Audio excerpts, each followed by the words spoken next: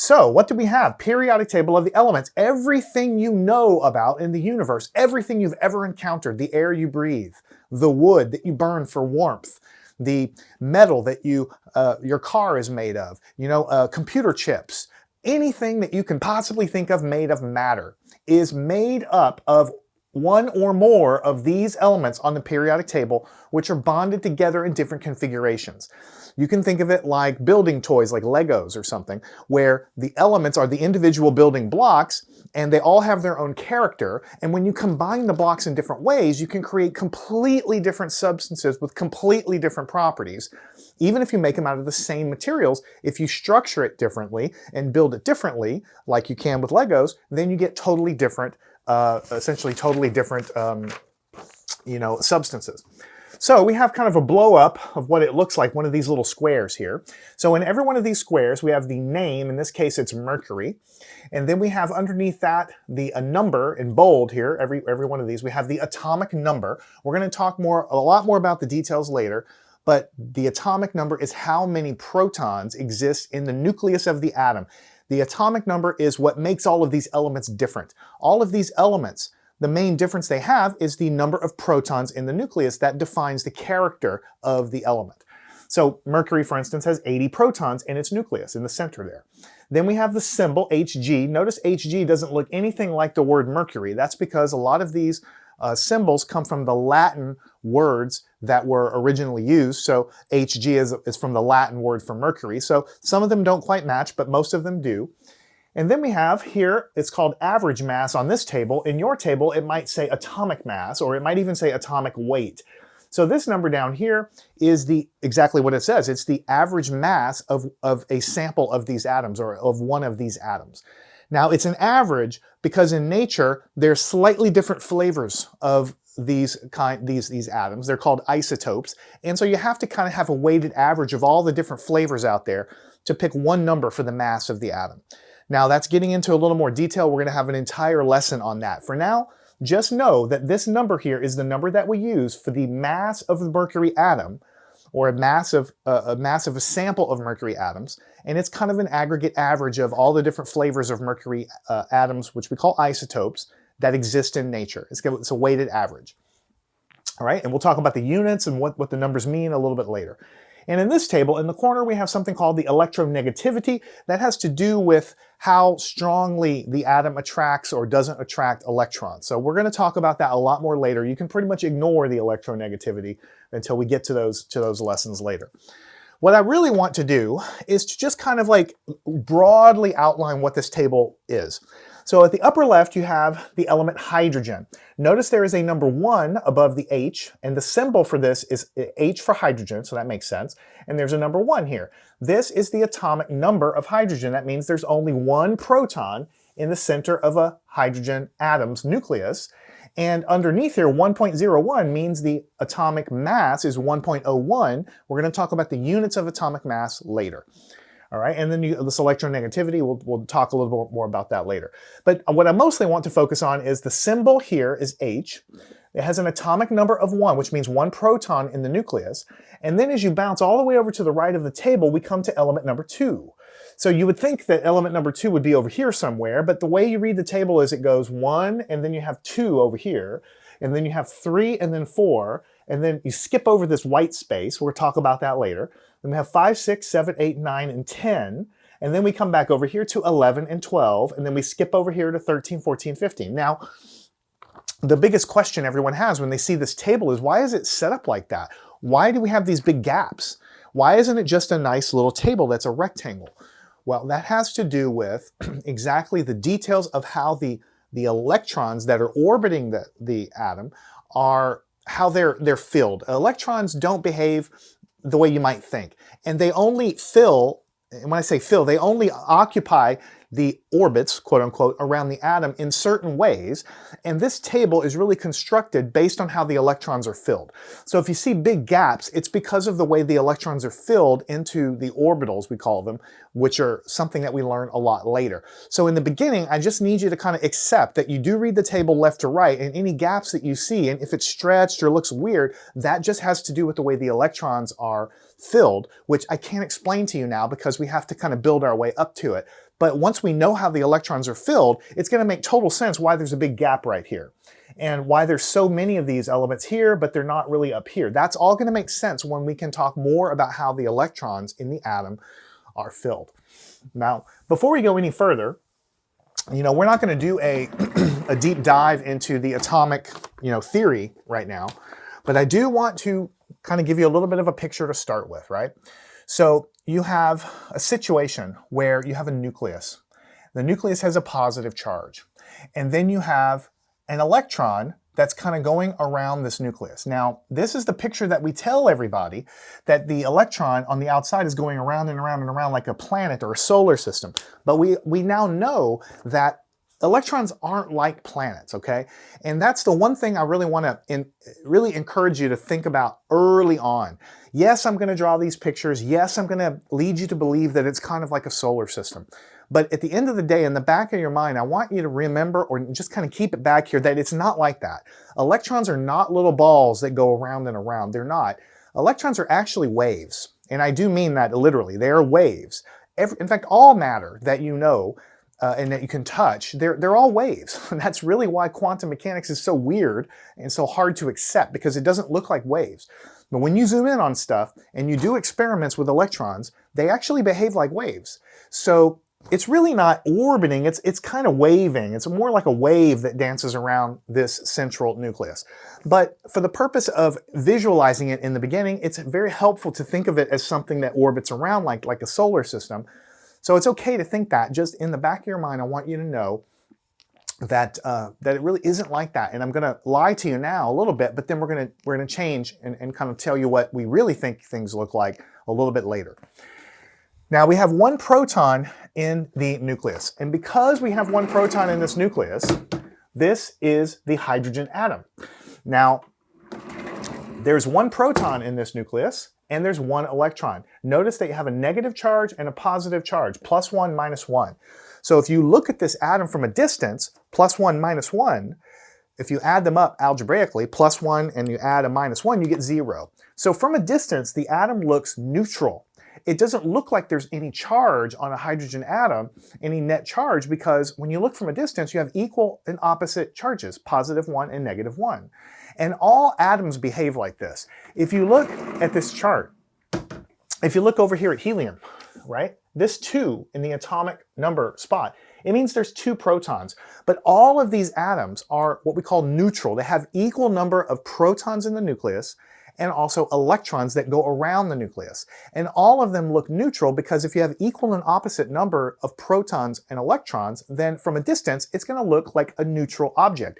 And that's why all the atoms around you, you don't feel, I kept telling you how the electric force is so strong. It's millions of times stronger than gravity, but you don't feel it because all the atoms around you have equal and opposite charges.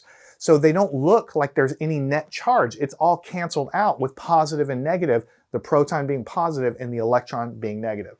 So just by looking at this, you know that there's 2 protons in the nucleus, and therefore there must be 2 electrons surrounding the nucleus.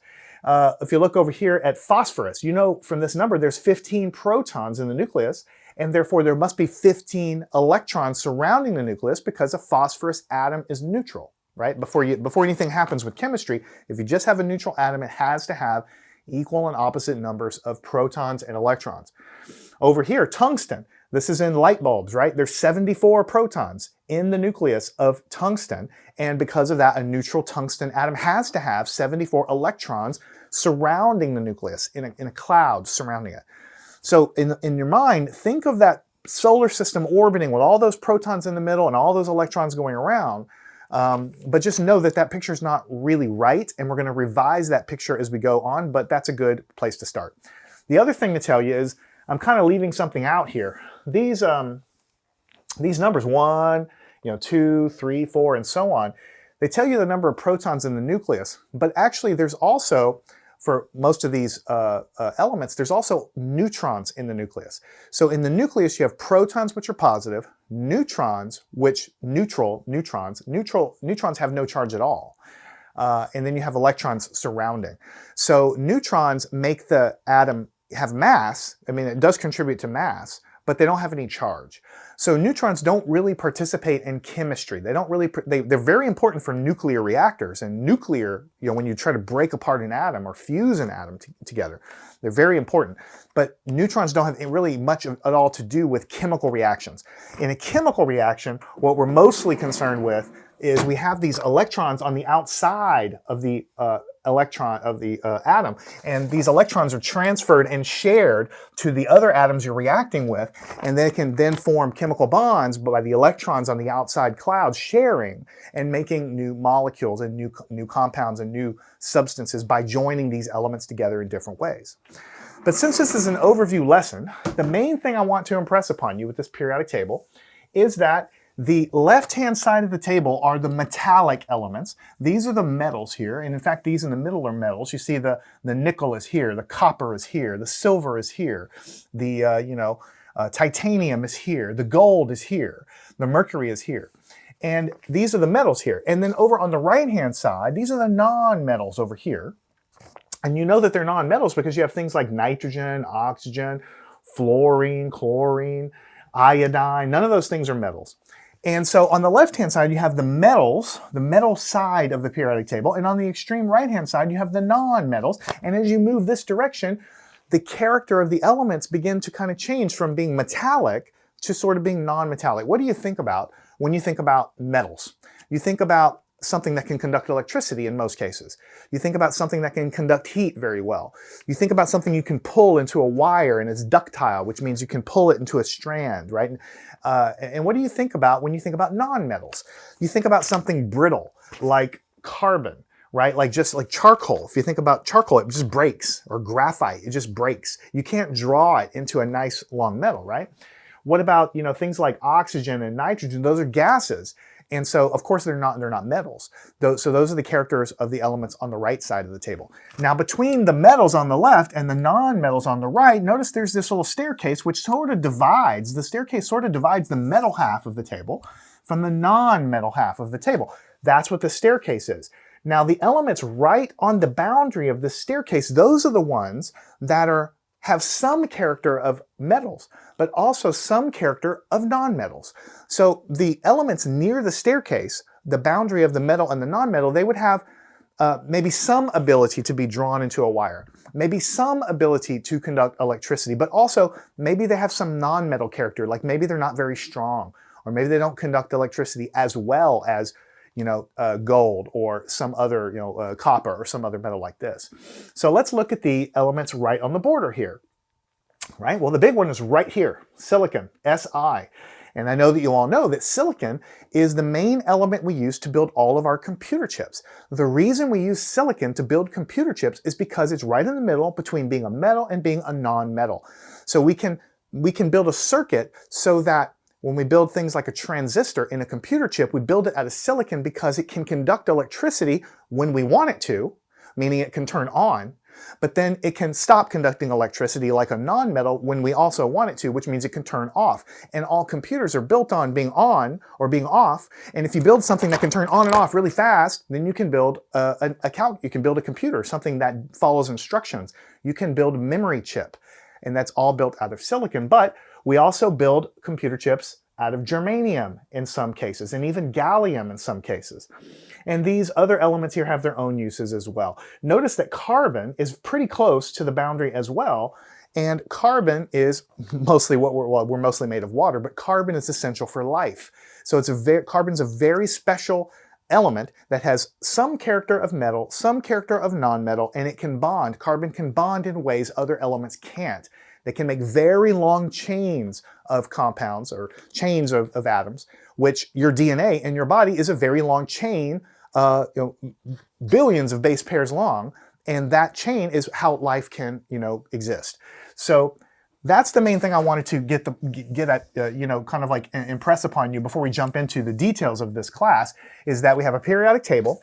It's ordered in order of atomic number. Here's 1 proton, we call it hydrogen. Here's 2 protons, we call it helium. Here's 3 protons, we call it lithium. Here's 4 protons, we call it beryllium. Here's 5 protons, we call it boron. Here's 6 protons, we call it carbon. 7 protons, we call it nitrogen. 8 protons, we call it oxygen. 9 protons, we call it fluorine, and so on and so on. And every time you see how many protons are in the nucleus of the atom, you also know that for a neutral atom, there has to be that same number of electrons surrounding the nucleus. And in the back of your mind, you also know the nucleus has some neutrons, which have no charge, but they do give the element mass. And so on this table, the mass is listed here, 10.81, 12.01, and so on. And we'll talk a lot more about the atomic mass a little bit later.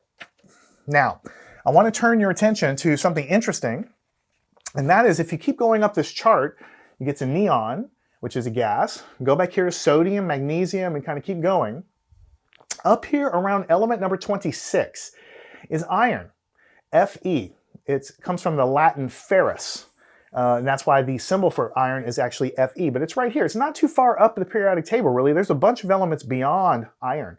But the interesting thing about iron is we now know that these elements of the periodic table, the hydrogen, the helium, some of the lithium, these were formed in the Big Bang of the universe. And all of these elements up to iron were formed in the center of stars.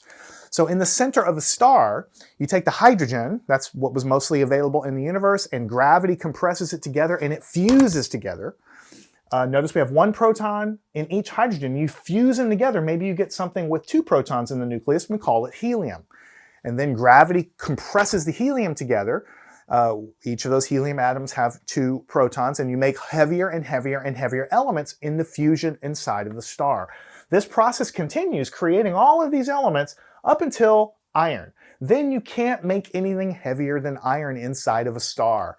The mathematics just don't work out. You cannot have a star by itself with fusion continue to make heavier elements beyond iron. So the magic question is, the million-dollar question, how did all the elements come about that are heavier than iron, that have more protons than iron? How did cobalt happen? How did zinc happen? How did silver happen? How did mercury happen? How did gold happen? How did any of these things happen? Well, we now know that those elements are only created in the supernova explosion of stars when the star dies, or if you have 2 special kind of stars called a neutron star, which are very, very, very massive stars, and they collide with each other and they basically explode. So only in cataclysmic explosions of the universe can any elements heavier than iron basically be made.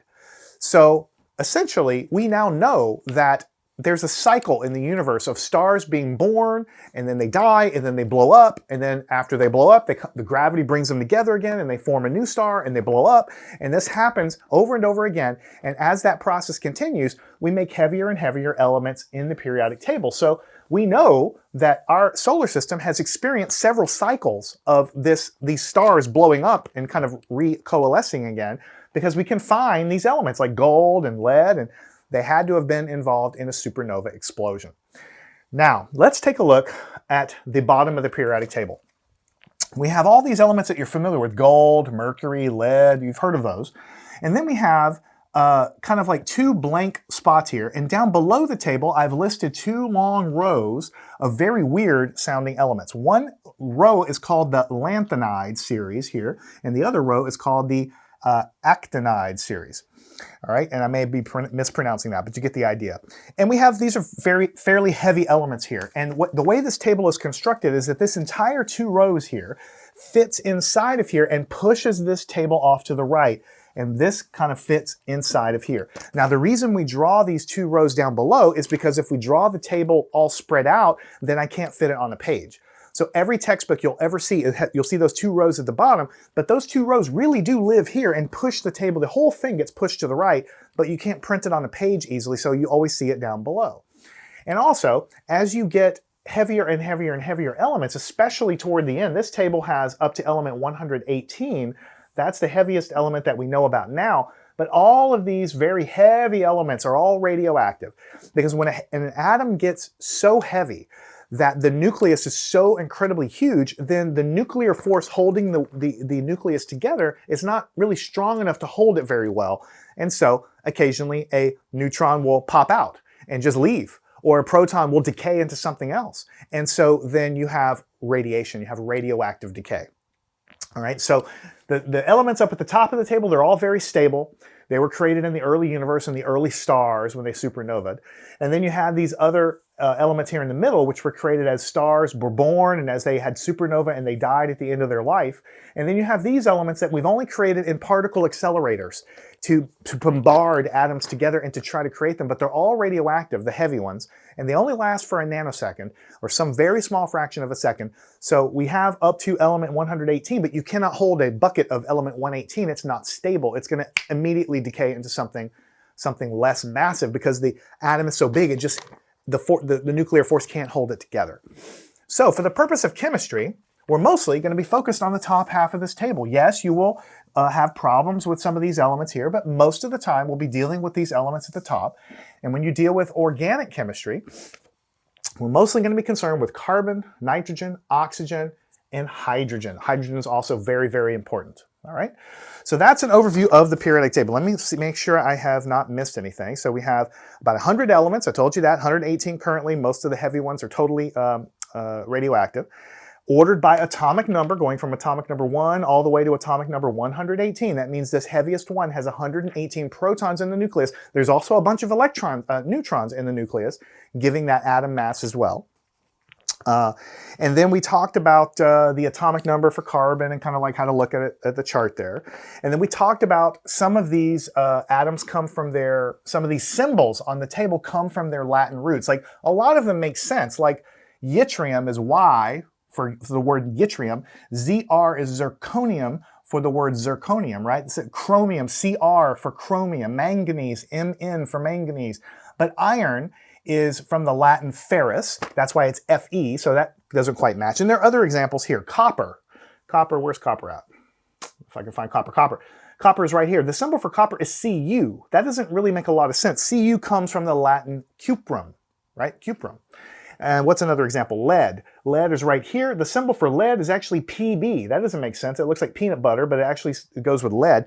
And Pb stands for plumbum in Latin. So we don't need to write those down. We don't need to memorize them, but just know that the symbols on this periodic table, some of them come from the Latin root. And the very last thing I want to talk about before we leave the periodic table is the main advantage of organizing the periodic table in the way that we have organized it over history here, in the modern form of it, is the following. This is an important punchline. When you order the periodic table this way, then columns, like this column, they have similar chemical properties. This column has similar chemical properties. This column has similar chemical properties. This has similar chemical properties, and so on. And the ones at the end we call the noble gases, these have similar properties as well. So when we create the periodic table ordered by atomic number, spaced out in the way that it's spaced out, which is based on how the electrons fill in the electron shells, we're going to talk about that later, then you arrive at this table and every column has chemical elements or atomic elements that share chemical properties. In other words, those columns like to gain and lose electrons in similar ways, and that means we can predict their chemistry a lot easier when the chart is organized like this. And we're going to talk a lot more about that later. But the next item that we need to really talk about in detail is the idea of a molecule and a compound. All right, so we know that atoms, a synonym for atom is element. If you hear someone say, hey, I have 37, or this atom on the periodic table is whatever, lead, and someone else says, hey, the element number whatever on the table is lead, the word atom and the word element, they basically mean the same thing. They're interchangeable, so that's the same thing. The periodic table of the elements, you could also call it the periodic table of atoms. That's fine too, because every box on that table is an individual type of atom, as we talked about a minute ago. Now, atoms can join together and form molecules. So they can bond, and when they bond either together or different elements bond together, we call it a molecule. Right? So let's give some examples of, molecules, right? So we have H2. Hydrogen, which is element number 1 on the periodic table here, symbol H with 1 proton in the nucleus, and this is its atomic mass, and it's in this column. You know it has similar properties to lithium, similar properties to sodium, and things like this. We know that if you take atoms of hydrogen and put them together, they like to bond together. You really can't buy a bottle of hydrogen that's just atoms floating around. They always want to bond together to make H2, two hydrogen atoms connected together by a bond. And why do they like to bond together? We're going to get into all that stuff later. We can't learn everything in the first lesson. Hydrogen likes to bond to itself. Oxygen, O2, likes to bond to itself. Chlorine, Cl2, likes to bond to itself. There's a few that like to do that. Hydrogen is one of them. But a molecule is when two or more atoms are connected and bonded together. So this is called a molecule, right? And a molecule is anytime you have two atoms that are bonded together, right? Any kind, it doesn't matter, whatever elements you have, if there's two or more connected, we call it a molecule, right? Let's take a look at another example. What about Cl2? This is two chlorine atoms. The little two means two of them connected together. It's two or more atoms connected together. We call it a molecule, right? Now let's take a look at a more complex molecule, H2O. So this is two atoms of hydrogen and one atom of oxygen, and they are connected together and they form the water molecule, right? Now, what I want to do is contrast that. These are very simple molecules because it's just two hydrogens connected, two chlorines connected. And this one's a little more complex. It's different atoms that are connected together, but it still forms a molecule, right? What about CO2? This is carbon dioxide, one atom of carbon and two atoms of oxygen connected together into a unit we call what? A molecule. So this is a molecule. And then I'll just do one more real quick. And that's the other one here. Instead of CO2, we just put CO. That's carbon monoxide. This is carbon dioxide. And you can see the difference is there's only one oxygen here. But still, they're connected together, and so they are a molecule. So you can see everything I have on the board here is a molecule because it's two or more atoms connected together. That's a molecule. Now, there's a subclass of a molecule. If you have a molecule with different elements that are like different elements on the table connected together, we call that a chemical compound. It's still a molecule. They're all molecules, but we call it a compound if the atoms in that molecule are different. So we can see that the elements in here are carbon and oxygen. Those are different. So this is also called a compound. It's just a type of molecule. These atoms are different. They're totally different. Carbon and oxygen, again, so we can call this also a compound. Right? Over here, water. We have hydrogen and oxygen, different types of atoms. We can also call this a compound. Right? Then we have Cl2. Here we have two identical atoms of chlorine together. So this is not a compound. You see, a compound is just when the elements are different. This is not a compound. So this is just a definitional thing. To be honest with you, I don't even want to spend time on this because I think it's silly. It's just a definitional thing. They're all molecules. Just call them molecules. That's fine. But you might say, see in a book, the chemical compound CaCl2 has blah, blah, blah, does blah, blah, blah. Compound just means it's a molecule with different types of atoms. These atoms are the same, so we don't call it a compound. These atoms are the same, so we don't call it a compound, but they're all molecules here. Now, the other thing I want to mention to you is there's different ways to represent these molecules. All right? We have the kind of like the symbol on the periodic table with the subscript. That just tells you how many of every atom is in these molecules. But you might see in your book them drawn in certain ways. Like the hydrogen, you might see as two hydrogens connected, you might see like them as little balls that are kind of like touching and kind of hugging like this. Right? So you might say this is a hydrogen, they're bonded together and stuck together like this. Right? This is chlorine. Chlorine atoms a little bit physically larger, so you might see like a physically larger ball, right? But again, there's two of them and they're connected together. Now you can also draw H2O in the same way. Draw three balls, like I guess you could draw like the oxygen bigger and the hydrogen right here and the other hydrogen here. So this would be like the oxygen, and then this right here would be the hydrogen, and then this right here would be the hydrogen. So you can draw it like that as well. But as I've been doing in the past, I've been trying to kind of teach you that the oxygen is connected to the hydrogens in a water molecule, and it's a bent structure like this. So you have a oxygen connected to hydrogen, oxygen connected to hydrogen. These lines are the chemical bonds that are between those atoms. We're going to talk a lot more about bonding later. You're not supposed to understand why they bond right now, but I'll just give you a clue. They bond because they're sharing electrons, and they're doing that because the electric force is so strong. That's what I keep telling you. Everything in chemistry comes down to the electric force is millions of times stronger than anything you have experience with. So everything that happens chemically is really always a result of how strong that thing is. So these things bond together because ultimately they share electrons, and that happens because the electric force is so incredibly strong. All right?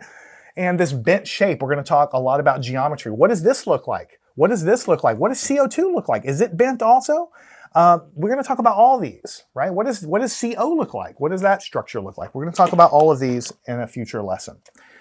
And then the other thing I want to talk about, as we're talking about now about elements and molecules and things, is that in general, if you take two or more elements and you combine them to make a molecule where they're stuck together and bonded, the properties of what you start with usually is totally different than the properties of the molecule you have after you connect everything together.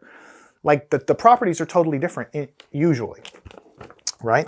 So for instance, let's compare water, which is 2 hydrogens and 1 oxygen. Let's compare it just to hydrogen, and let's compare it just to the element oxygen. And let's talk about a couple of different things. Okay, at room temperature, water is a liquid. But at room temperature, hydrogen is actually a gas. And at room temperature, oxygen is also a gas. You're breathing it right now.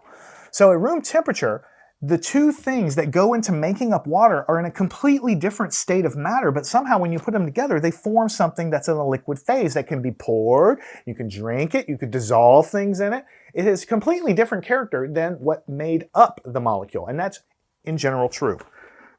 All right?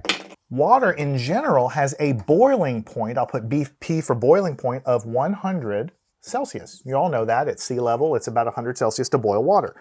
But the hydrogen that is inside of the water, the boiling point is negative 253 degrees Celsius. Very, very, very cold. And the oxygen is negative 183 degrees Celsius. So this is why when you look at rocket launches that use hydrogen and oxygen as the fuel and the oxidizer, we have to keep them really cold so they're in the liquid phase. Otherwise, you have a big tank of gas and you can't fit much in there. You have to have it as a liquid in order to fit very much in your fuel tank. And everything looks cold, like everything is frosted over on the outside. That's because those elements, hydrogen and oxygen, they're basically boiling at a really low temperature. They're turning into gas at a really low temperature. You have to cool it down really, really cold to keep it as a liquid, in other words. But yet, look at how different this is than once you make the molecule there. All right, and the last thing I will just say is that for hydrogen, it's a flammable gas, right? You can burn it, right? But oxygen by itself is not flammable, and water by itself is not flammable. I mean, you might think oxygen is flammable, but it's not.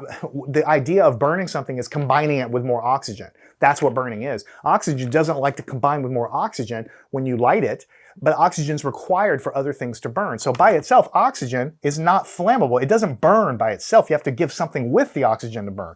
Hydrogen, of course, will combine with oxygen and burn. Water, we use it to put out fires. It definitely doesn't burn. So you can see that when you look at the properties of the things that make up the molecule itself is completely different character. In almost all respects, the chemical properties, the physical properties, what it looks like, what it tastes like. I can't drink hydrogen. They'll kill me, right? It's not healthy for me to do that, right? Even too much pure oxygen can actually hurt the human body, but I'm encouraged to drink water all day long. And the same thing with other compounds and elements and stuff as well. The sodium in table salt, bad for you. The chlorine in table salt will kill you. But if you make sodium chloride table salt, yeah, you put it on your spaghetti and eat it. It's fine, okay? They have a different character once things are combined together. All right? Now what we want to do is solve a couple of quick problems. All right, we'll solve a couple quick problems. I think it's going to be a little easier to do it over here. And what I'm going to do is I'm going to list the element name. In the first case, it's sulfur. And you have to look up the symbol on the periodic table. Now you can use your own periodic table, or maybe you can follow along and look at this. So if we find sulfur, where is it going to be? Where is it going to be? I'm not actually even sure. Let's look around over here. Sulfur is right here. Sulfur is listed right here. It's element number 16. That means there's 16 protons in its nucleus and 16 electrons surrounding the nucleus. There's also some neutrons in there somewhere we'll talk about later. And the chemical symbol for the chemical element sulfur is S. So we'll put down S for sulfur. Okay? We'll just write these down to get a little bit of practice. Okay? What about gold? You might think G for gold, right? Let's see what it is. G for gold is G for gold. Let's take a look. Gold is right here. Gold is element number 79. 79 protons in the nucleus, 79 electrons orbiting around the nucleus. The symbol is Au. And of course, as we've said, that comes from some Latin word, which you could look up if you're curious, for the original word for gold. So Au. All right, just getting a little more practice. What about potassium? Right, what about potassium? You would think it would be P for potassium, right? Let's take a look. Here's potassium on the periodic table. It's element number 19, and the symbol is K. So obviously, it's not doesn't make a lot of sense. Now, I will tell you that that's the other one I actually wrote down. So the symbol K for potassium comes from the Latin word kalium, which is what they originally called potassium. All right, let's take a look at D. D is copper, or I'm sorry, chlorine.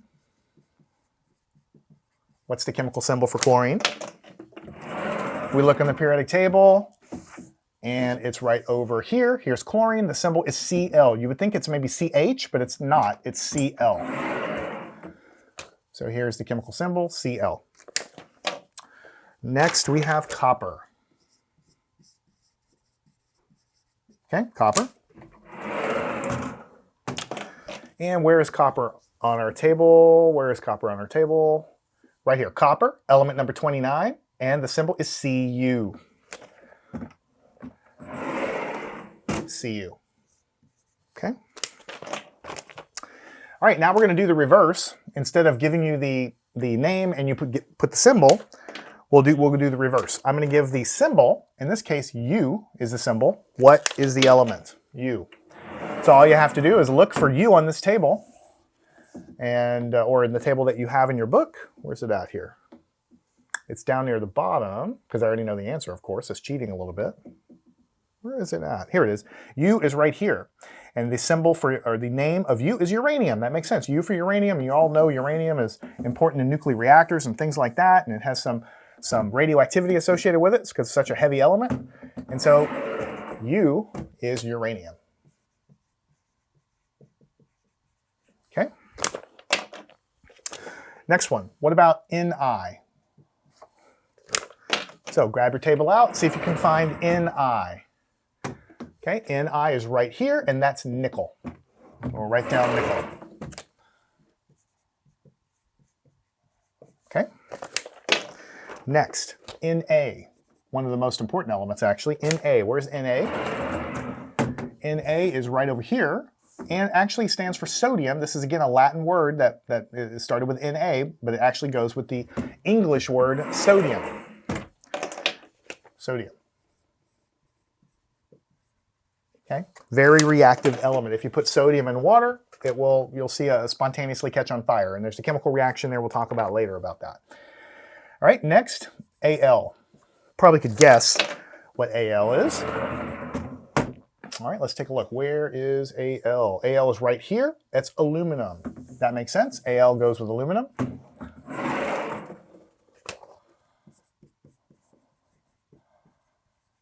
All right, and then our very last one for this, anyway, is Si. We actually talked about Si. It's a really important element. Si is here. That is silicon. Element number 14. 14 protons in the nucleus, 14 electrons orbiting around the nucleus. Of course, there's some neutrons in there as well. So this is silicon. Okay, so that was problem number 1. We're going to wrap up this lesson with a very short problem number 2. Now, it's the same sort of thing. I want to write something down on the board, and then together we're going to work through if it's an element or if it's a compound, and we're going to talk about if it's a molecule and things like that.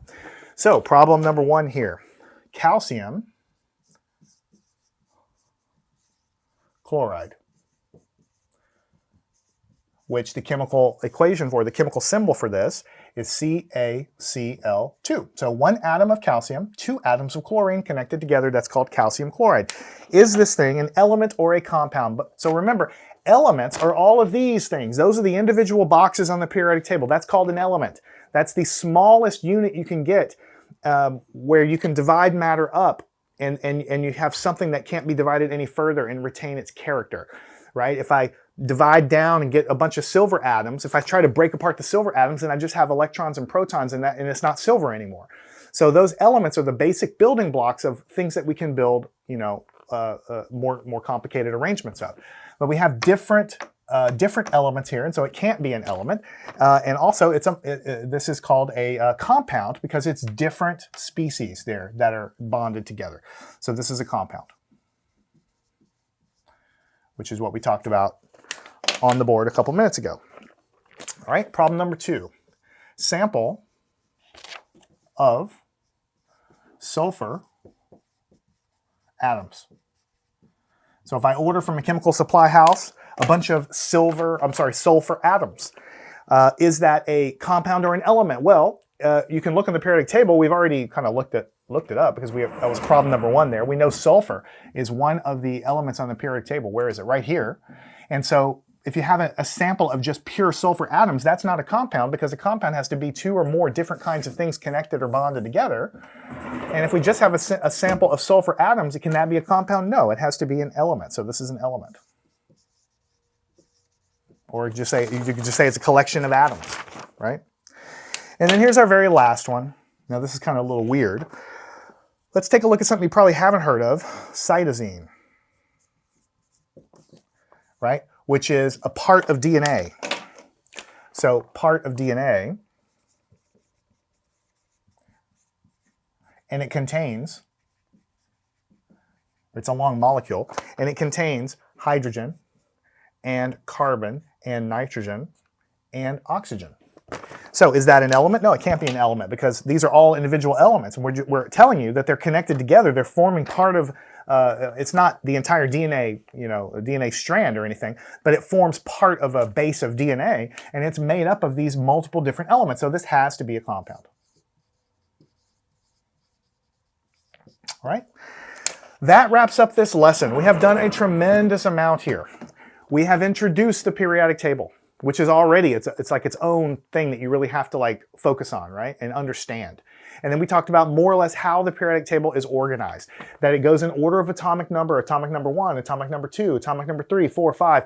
We got into a little bit of atomic theory, basically telling you that the number of protons in the nucleus basically determines where on the periodic table you are, and it basically changes from it makes one element different than the other, right? And so it's organized, this table, in terms of increasing atomic number, a number of protons in the nucleus. We talked about that every square in this periodic table has a name, right? An element has a name and also a symbol, and most of the time the symbol follows from the name, but sometimes it comes from the Latin, and so it's a little bit weird and a little different, but you just get used to it after a while. And then we said that the left-hand side of the periodic table is what we mostly call the metals. And as we move toward the right, we get to more and more non-metal character until finally we're over here at the gases, which are totally non-metals. And right here on the border with the staircase, we call that the transition region, or, you know, where basically you have, you know, the non-metals and the metals are kind of like in no man's land there. They have character of metals and non-metals, and we use those for computer chips, very important things, and also lots of other applications as well. And then we said that when we organize the periodic table like this, the columns on the table have similar properties. And I know that that's a little vague. We're going to talk a lot more about it later, but basically it means that these elements like to give and take electrons in a similar way. And it all comes down to the way the electrons are filled.